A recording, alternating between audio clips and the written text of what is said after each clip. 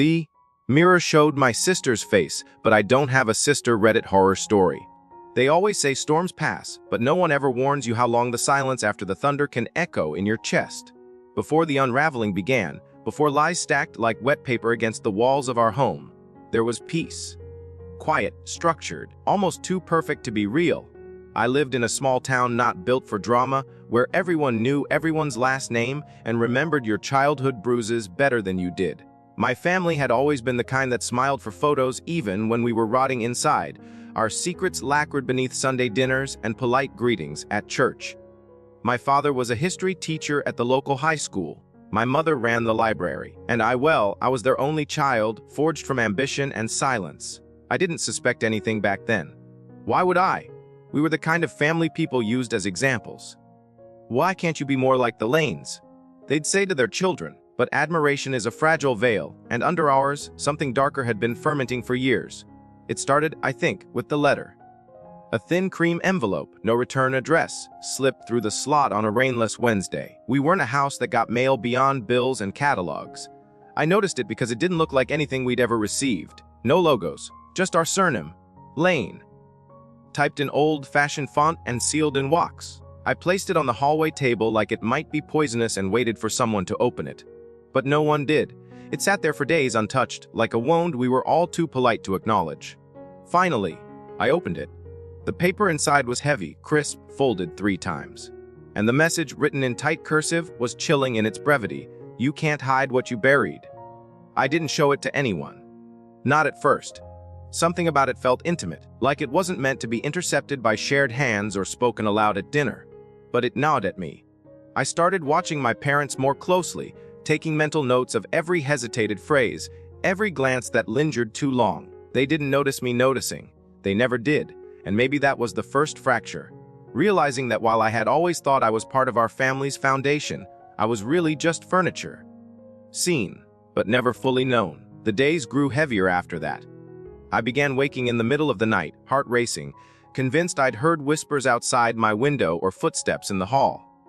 I chalked it up to paranoia, to the weight of the letter pressing down on my mind. But then the second envelope came, this time addressed directly to my mother. I didn't open it. I just left it where I found it, on the kitchen counter beside her morning tea. She saw it, picked it up, and for a moment her hand trembled so violently I thought the porcelain cup would shatter. She didn't open it either. She slid it into her cardigan pocket and went on with her day like nothing had happened. But everything had changed. My father noticed her distance, though he didn't mention it.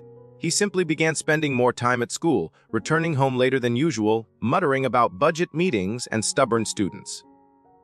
At night, I could hear the soft click of her sewing machine, the one she hadn't used in years, wearing into the early hours, though I never saw anything new she'd made. It was as if she just needed the noise. As if the silence was too dangerous. Then came the dreams. I don't normally remember them, but these were too vivid to forget. I saw a garden, not ours but familiar, overgrown and tangled with ivy. In its center stood a swing set, rusted and half buried in earth. And always, a little girl, maybe 6, maybe younger, swinging silently, her hair a dark curtain that never swayed. She never spoke, never looked up, but I woke with the echo of laughter in my ears that didn't belong to anyone I knew. I began searching through the house. Drawers, closets, the attic, places I'd never bothered with before. I was looking for something, anything that might explain the letters, the dreams, the way the air in the house now clung to skin like damp cloth. That's when I found the photograph, tucked inside a book in the basement behind a stack of old newspapers.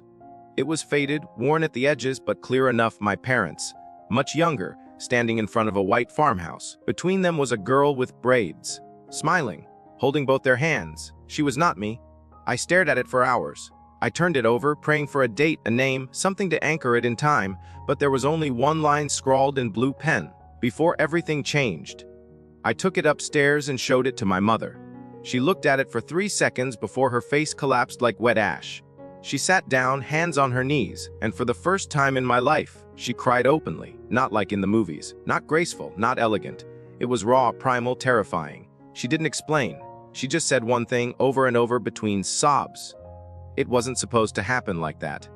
I pressed her, begged her to tell me who the girl was, what had happened, why the photo was hidden like something shameful.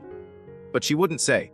She just kept suing, night after night, even after the power went out one stormy evening, and she continued by candlelight, her eyes glowing like glass. Then the third envelope came, this time addressed to me. I opened it with trembling fingers. Inside was a newspaper clipping, brittle with age. A headline, "Local child missing, no leads after 3 weeks." The girl's photo was grainy, but it was her. The girl from my dreams. The girl from the swing. The girl from the photograph. Her name was Lila Lane. And the article ended with a haunting line. Parents maintain she simply wandered off, despite no signs of forced entry or footprints. Officials continue to investigate. I couldn't breathe. How could I not know I had a sister? How could they erase her? I confronted my father that night. I held the clipping in front of him like a dagger and demanded answers. His face drained of color. He didn't deny it. He didn't lie. He just closed the door behind him, sat on the edge of the couch, and whispered, "We thought we could outrun the past." I didn't sleep that night, or the next. The house felt colder. The air tasted metallic. I started seeing shadows in the mirrors, shapes that lingered just a heartbeat too long. And in every corner of my vision, I saw her braids. Lila. The name felt foreign and familiar all at once, like a song half remembered from childhood. And I began to wonder, what if the letters weren't threats? What if they were warnings? I needed the truth, and I knew exactly where to start. I waited until my parents had gone to bed. The creak of their bedroom door, the distant sound of running water, the thud of shoes being kicked off. All of it played like a familiar lullaby. Only this time, I didn't feel comforted. I felt like an intruder, like I didn't belong to them anymore. Or maybe I never did. I took the photograph of Lila, the newspaper clipping, and the letters and tucked them into my backpack, heart hammering against my ribs. The first step felt like walking off a ledge. But the house didn't stop me. It let me pass, almost as if it wanted me to leave, as if it had grown tired of holding on to the truth and was finally exhaling. I knew where I needed to go. The address on the back of the photo. The old farmhouse in the photo wasn't ours, and I had never seen it before. But a quick search of the town's historical archives online traced the property to a now abandoned lot at the edge of the county, once owned by a Lane family in the 1990s. My parents had lived there before I was born, before they ever spoke about starting over. The road to the farmhouse was mostly forgotten. Trees leaned across it like they were whispering secrets to each other, branches scraping the roof of my car as I drove through thick fog. The air felt heavier the closer I got, like I was pushing against some invisible resistance. When I saw the house, something inside me twisted. It stood like a corpse, half swallowed by ivy, its white paint peeling like scabs. The windows were boarded up, but one on the upper floor was cracked open, the curtain inside billowing like a breath. The swing set from my dreams stood in the backyard, rusted exactly as I'd seen it. No wind, no sound. Just the slow creak of one swing moving lazily back and forth. I parked and stepped out, my feet sinking slightly into the soft, overgrown grass. Every step toward the porch felt like walking into a memory that wasn't mine. The wood moaned beneath me, and when I touched the doorknob, it was already warm, like someone had just let go. The door opened with a sigh. Inside, the air was thick with the scent of mildew and old paper. Furniture covered in white sheets lined the living room like ghosts frozen in mid-conversation. But the house wasn't silent. I could hear it breathing, the low hum of something beneath the floorboards. A tension, electric and ancient. I found a box near the fireplace, unlabeled, sealed with duct tape. I tore it open with my keys, hands trembling. Inside were children's drawings. Crayons sketched images of a girl, a house, a woman with red hair. That must have been my mother. And beneath them, a journal, its leather cover worn smooth, corners curled from age. The name written inside it, Lila Lane. Her entries were childlike, but clear. She wrote about her doll named Marla, about her favorite blue dress, about how Daddy never smiled anymore, and how Mommy cried when she thought Lila wasn't looking. Then, in later entries, the tone shifted. She wrote about the dark room, about being sent there when she was bad, about how the walls talked to her, whispered her name, told her things no one else could hear. I flipped faster.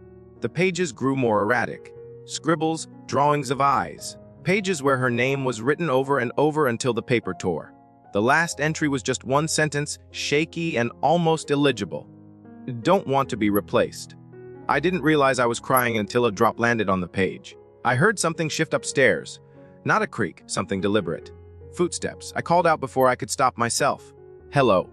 No response. I should have left then. Any sane person would have. But curiosity is a curse, and mine was louder than fear. I climbed the stairs, each one groaning under my weight.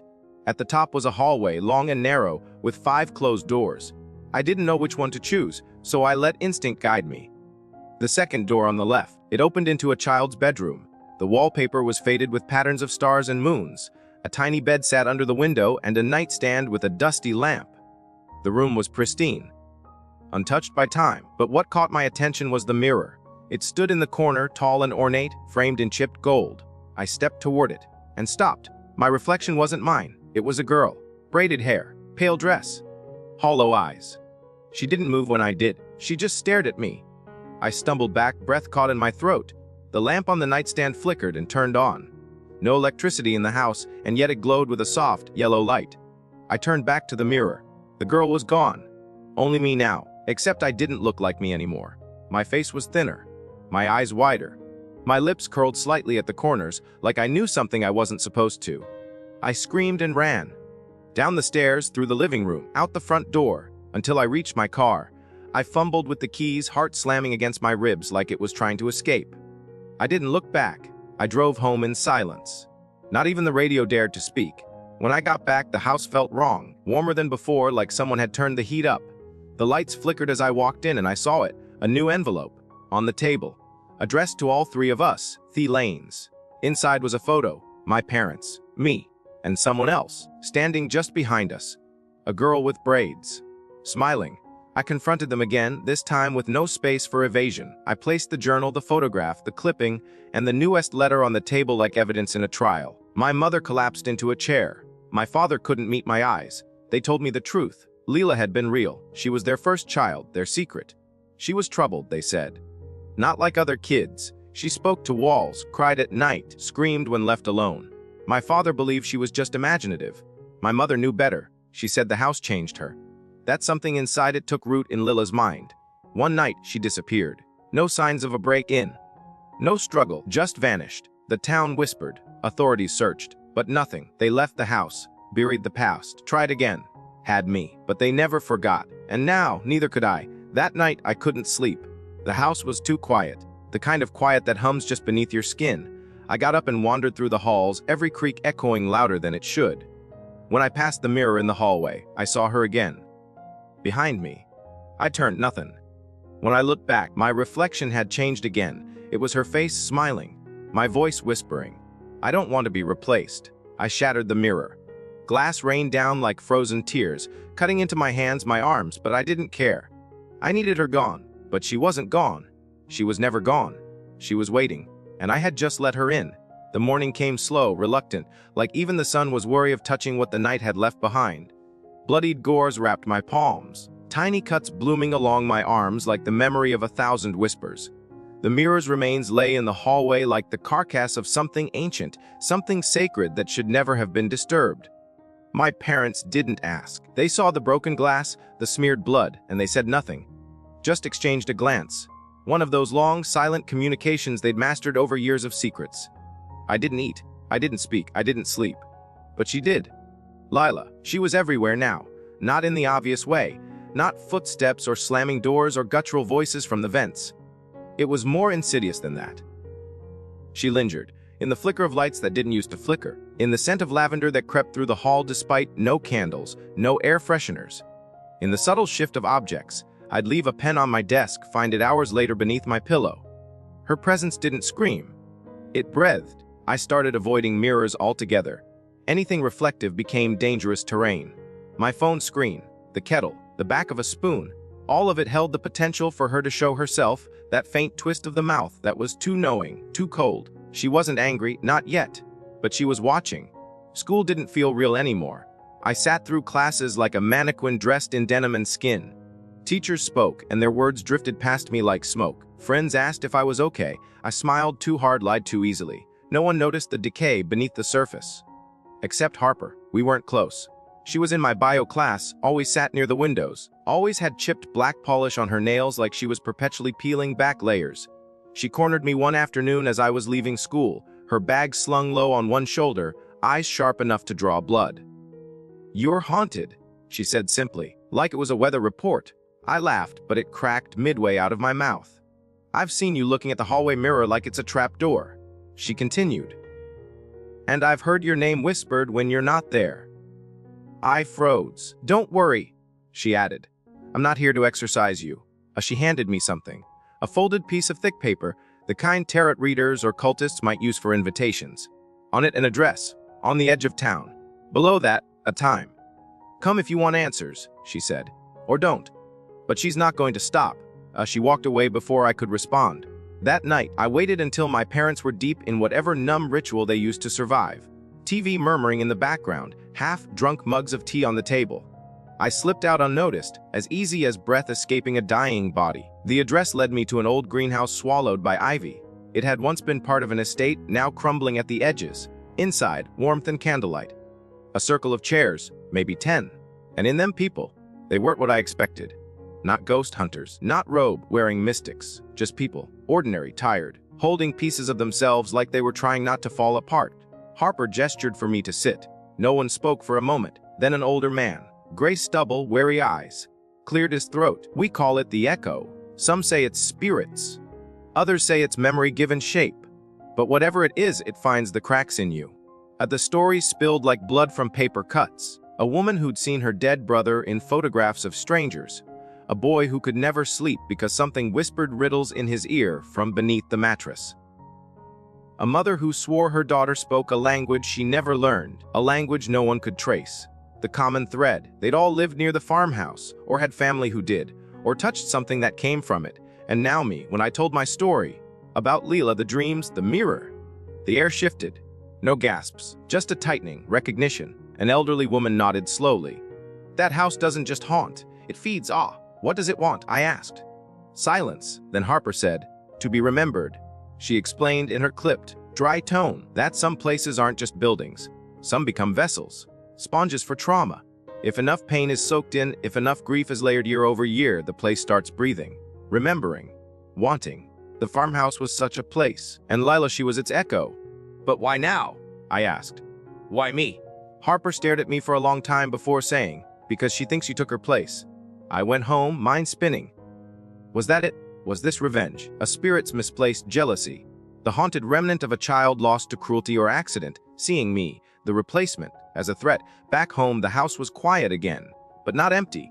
In the kitchen, my mother was crying. She didn't notice me at first. Her hand clutched an envelope, not wax sealed this time. Torn open, jagged edges. I took it gently. Inside was a photo, one I hadn't seen before. Me. In the swing, only it wasn't me. Same age. Same eyes, same tilt of the chin, but the smile, too wide, too fixed. On the back, she likes your room. My mother looked up at me then, eyes bloodshot. She's here, isn't she? I nodded. She reached into her cardigan, always her cardigan, and pulled out another envelope. Thee never stopped, she whispered. Thee've been coming for years. I burned the first ones, buried others, but they always return. My father appeared in the doorway, pale and quiet. He said nothing, just stared at the photograph like it might speak if he waited long enough. We didn't sleep that night. In the morning, I noticed something else. My reflection. It was shifting slowly, barely perceptible, but undeniable. It blinked slower than I did, smiled longer, and one night it mouthed words I didn't say. I remember you. I knew what I had to do. Return. Back to the house, alone, finish what they started, or what they refused to face. I left a note, not for my parents. They didn't deserve that closure, but for myself. Just in case. In it, I wrote only one sentence. If I don't come back, don't trust the version of me that does. And with that, I stepped into the dark. The road back to the farmhouse felt longer this time, like the world itself was stretching it, warning me. The trees leaned heavier. The air thinned. Even my headlights seemed weaker, barely piercing the mist that now swirled across the road like breath from a sleeping giant. The silence in the car was total. No music, no thoughts loud enough to hold on to, just the thrum of tires on wet pavement and the racing pulse in my throat. By the time I reached the gate, it was nearly midnight. The moon hung above me like a dead eye, watching. I left the car running, door ajar, as if some small part of me believed I might need to flee. But I didn't turn back. I stepped through the threshold. The house was waiting. This time the door opened before I touched it. Inside, the air had changed. Warmer, thicker, but not in any comforting way. It felt lived in now, as if someone, or something, had returned to make it their home again. The sheets had been pulled from the furniture. The dust was gone. The candles on the mantel flickered without flame, and somewhere deeper in the house, I heard the soft creak of the swing. I didn't hesitate. I went straight for the mirror room. It was no longer a child's bedroom. The bed was gone. The walls were stripped bare. Just the mirror now, standing alone in the center like an altar. Its glass shimmered, rippled slightly, as if water pressed behind it.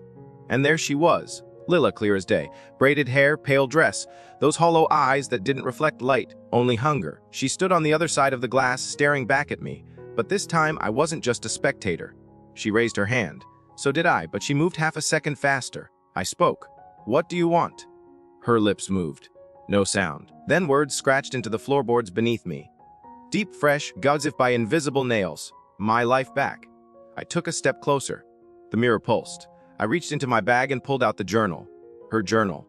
I opened it to the last page. The frantic scribbles, the tear stains, the plea. I don't want to be replaced. "Lila," I whispered, voice catching, "I'm not your enemy." The mirror flickered. Images flashed behind her. A room with padded walls. A woman sobbing. A man screaming. A child curled into herself, hands over her ears. Then fire. Then nothing. She stepped forward, placing her hand against the glass. This time, mine matched hers. And something changed. The surface went cold. Then colder, until my skin burned. And then, I wasn't in the room anymore. Not my room. Not my house. The mirror had pulled me through. I stood in the past. It wasn't a dream. I could smell the lilacs blooming outside the window. Hear the buzz of cicadas. Feel the warmth of sunlight slanting through sheer curtains. I was in Lila's bedroom, and there she was, sitting on the bed, drawing. She looked up at me and smiled. Not the eerie, knowing smile I'd seen in the mirror. A child's smile. Pure. And then she blinked, and it was the other Lila again, the echo. The room darkened. The air turned thick. The shadows writhed. She stood, walked toward me. "You took everything," she said. Her voice was broken glass. "No," I said. "I was given what you were denied." We stared at each other. Then she reached into her chest and pulled out a shard of glass. It dripped with ink, not blood. Words ran down it, entangled script, memories, names. The story of a girl lost, forgotten, buried beneath shame and silence. She held it out. I took it, and as my fingers wrapped around the shard, a flood poured into me. Images, emotions, pain that wasn't mine, but now would be forever. I saw her last moments, locked in that dark room, crying, begging. No one came. The walls whispered lies, and when silence finally came, it wasn't peace, it was suffocation. When I opened my eyes, I was back in the mirror room. Only now the mirror was shattered. Lila was gone, and something inside me had changed. At first, I thought I was alone, that she had released me, but mirrors still avoided me. My reflection still hesitated, and in the silence of the night, I'd hear lullabies hummed in a voice not mine. One evening, I sat at my desk, sorting through old family photos. I found one I'd never seen. My parents, 2 children between them, me and Lila, smiling, as if she had always been there, as if time had been rewritten. I showed the photo to my mother. She blinked, confused. "That's the 2 of you at the lake house," she said. "Don't you remember?" No tremble, no hesitation. To her, it had always been that way. Reality had shifted. Lila was part of it now, but not entirely. That night, I caught my reflection watching me sleep. Eyes open, smile curling. Not Lila, not me, something else. And deep in my mind, a new voice whispered. She opened the door, but I walked through. Things didn't go back to normal. They simply bent around the new reality like vines curling around a tombstone, subtle, slow, inevitable. Lila was part of everything now. Not in the obvious way, not walking through the house or sitting at the dinner table, but stitched into the fabric of our lives like a thread we never saw before but couldn't now unsee. Her room. Yes, she had a room again, was exactly where mine had once been. Same wallpaper, same creaky floorboard near the closet. My things were still there, but now shared, rearranged, invaded. My childhood trophies were gone from the shelf, replaced by framed crayon drawings I didn't make. There was a doll sitting on my bed, always upright no matter how many times I put it away. Marla, I assumed. The one from Lila's journal. My parents spoke of her like she'd never left. "Remember when you and Lila built that snow fort?" My dad would say, completely unaware that just weeks ago, she was a name that shattered him. My mother would hum to herself as she sewed little dresses again, smiling in that quiet, eerie way.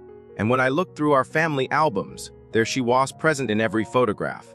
Arm around my shoulder, loving, growing, like she'd never disappeared at all. Except I remembered. I remembered everything. And I was the only one who did. I tried to tell Harper. We met behind the school near the rusted bleachers. I brought the photo, the one I found with Lila and me at the lake house. and she stared at it like she was trying to burn it into her brain. "She wasn't in this before," I said. "She's rewriting it. She's rewriting all of us." Harper nodded slowly, her jaw tight. "That's not Lila anymore," she said. "It might have started as her, but whatever came through that mirror, whatever answered you when you touched the glass, it's older, hungrier." I felt a chill crawl up my spine. "You think I let something else in?" Harper didn't answer. That night I tried to test it. I set up a camera in my room, pointed straight at the mirror. I went to bed. Slept with the lights on, clutching Lila's journal against my chest like it could protect me. In the morning, I checked the footage.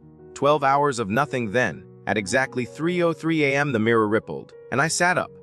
Only, I didn't remember sitting up. On the screen, I walked to the mirror, eyes closed. I touched it, fingers splayed. I mouthed something.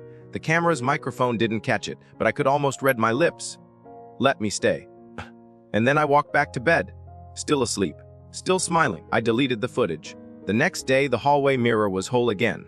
I ran my fingers across its surface, expecting cold, but it was warm, like breath, and my reflection blinked first. The dreams got worse. They weren't nightmares. Those I could handle. These were something else. I'd find myself in strange versions of our home, where doors opened into endless hallways or staircases looped back on themselves. Lila was always there, just out of reach. Sometimes a child, sometimes my age, and sometimes older. Her eyes would follow me, and her mouth would move without sound. Behind her, shadows squirmed like worms beneath skin. One night, I followed her, through a version of the house where the wallpaper peeled to reveal eyes, where the ceiling dripped ink, and the walls whispered in languages that curled like vines in my ears. I followed her to the basement, a place I never dared go in waking life. It was always cold, always wrong. In the dream, it was endless. She stopped at the bottom of the stairs and looked at me. "Do you remember what they did to me?" she said. Her voice was broken glass again. I wasn't sick. I wasn't cursed. I just saw too much. I heard what the walls said. I listened, and then she opened her mouth, and the darkness spilled out. I woke up gasping, clawing at my sheets, heart punching through my ribs like a trapped animal. I ran to the bathroom to splash water on my face. The mirror greeted me. My reflection was already smiling. I punched it, the glass cracked. My hand bled. The next morning, it was whole again, and my hand bore no wounds. I started seeing them. Doubles. People in town walking with familiar faces, but wrong. My teacher's eyes suddenly pitched black for a split second. The mailman's mouth whispering words before he spoke. A girl at school. My lab partner. Turning to me with a question, her voice echoing twice. I knew what was happening. It wasn't just Lila anymore. The house had opened. The mirror was only the beginning, and I'd invited it in. That night, I called Harper. I begged her to meet me. She came hesitant, holding something wrapped in cloth, a book. Old, leather, bound, smelling of mildew and ash. She said it was from the same collection as Lila's journal. Part of the Lane family's legacy. Part of what the town buried. "There's a ritual," she said, her voice shaking. "Not to exercise, but to contain. What do I have to do?" She looked me in the eye. "You have to give her what she wants most, then close the door behind her."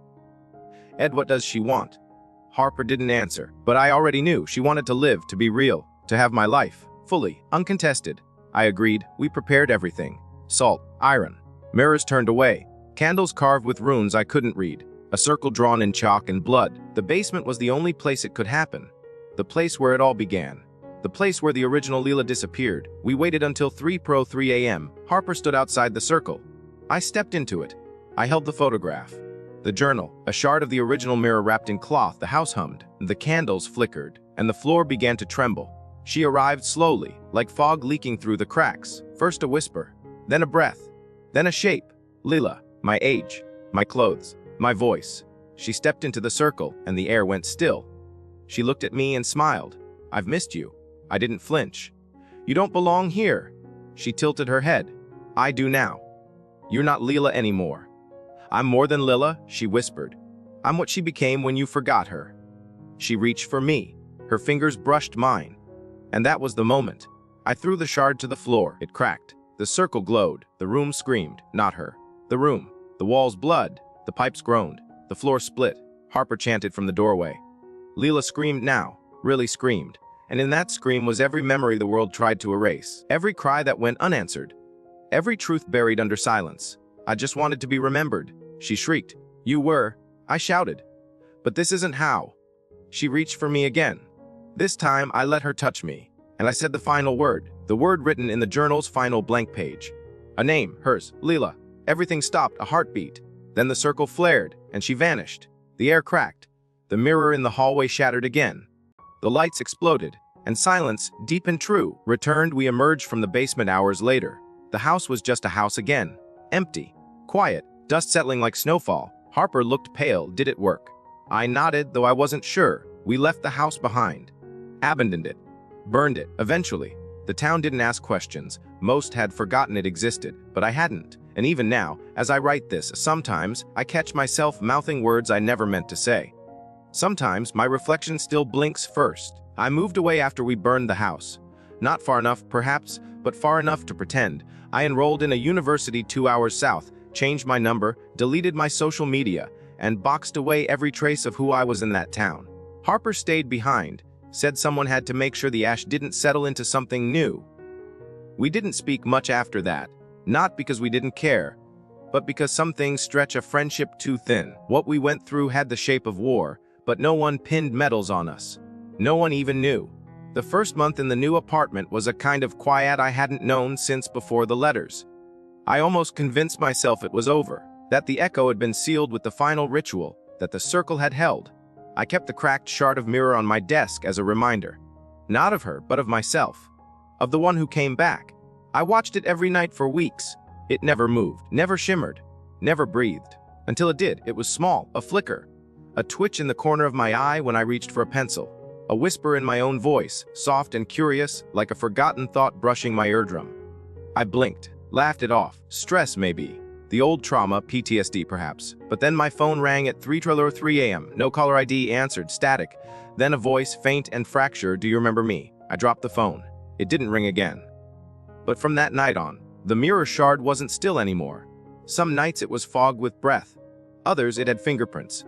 Small ones, pressed from the inside. I kept wiping them away. Kept pretending I could erase her. Then the photographs changed. Not just the old ones, new ones too. I'd take selfies with classmates and find her over my shoulder, eyes fixed on me. A birthday party photo showed her hand resting lightly on my arm. And every time I cropped her out or deleted the image, a printed version would appear in my mailbox the next day. No return address. Just that same old wax seal. An L curled and watching. I started losing time. Waking up in different clothes. Shoes covered in dirt I didn't remember walking through. One morning, I found the word, Tai, written across my ceiling in red lipstick. My lipstick. I hadn't worn any since moving. I stopped attending class. I barely left my apartment. The mirrors were all covered now. Blankets, towels, even sheets of paper. I taped them down, checked them every night, still they moved. Slipped. Fell. I emailed Harper. Begged her to call me, she didn't reply. I called instead. Number disconnected. I knew what it meant. She was gone. Not dead. No, just gone. Unreachable. Like a page torn from a book and set aflame before the last sentence could be read. That night, I dreamed again. But it was no dream. I was in the farmhouse. Whole again. Restored lauder code through the walls. And there she was. Lila, in the kitchen, wearing my face, stirring something in a pot. She turned when she saw me and smiled. You don't belong here, I said. She didn't answer. You had your chance. I gave you everything. She tilted her head. You gave me scraps. Memories. A name. But I want more. Her eyes glowed like embers behind glass. I want breath. I want skin. I want days. She stepped toward me. And you're tired. I stumbled back. I'm not giving you anything else. She smiled. You already did. I woke in my bed, heart racing, sweat soaked. My door was open. I never sleep with it open. And in the mirror, one eye covered, she was sitting on my bed, smiling. I turned. No one was there. But when I looked back, she waved. I checked into a hotel the next day. I couldn't stay in the apartment. I couldn't trust my own hands anymore. The front desk clerk asked me for ID, and I froze. My name was wrong, printed correctly, but it didn't feel like mine anymore. I looked in the lobby mirror. It blinked. I ran. But she was faster. Everywhere I went, she followed. My voice in others' mouths, my memories spoken by strangers. I watched someone on the bus scrolling through their phone, and there I was, laughing in a video I never filmed. At a gas station, the clerk said, "Bah, back again." Though I'd never been there before, my own reflection in the security camera was a beat off, like a puppet lagging behind the hand. I understood then. She wasn't haunting me anymore.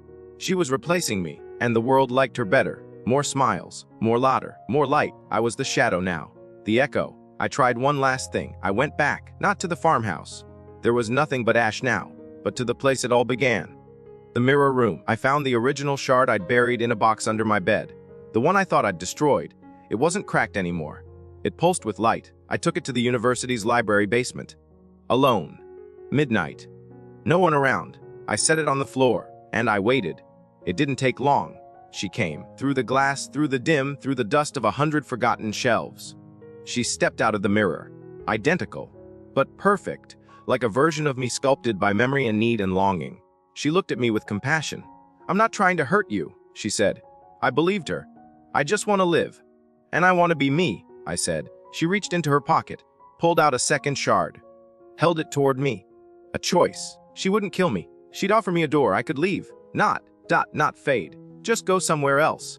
Somewhere quiet. Somewhere mirrors don't reflect. I stared at the trembled. My fingers trembled, and then I smiled, because in that moment, I realized the truth. She was never Lila. She was never a ghost. She was me, the me who could have been. The me shaped by silence, by secrets, by years of unspoken words and erased memories. She was the version that thrived in the dark. I took the shard and stepped through.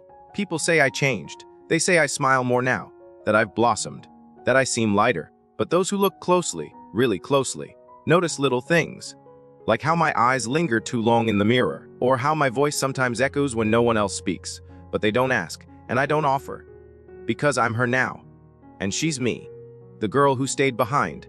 And the one who finally walked free. Or maybe neither of us ever really existed at all. Enjoyed the video? Give it a thumbs up, subscribe to the channel, and tap the bell so you never miss an update.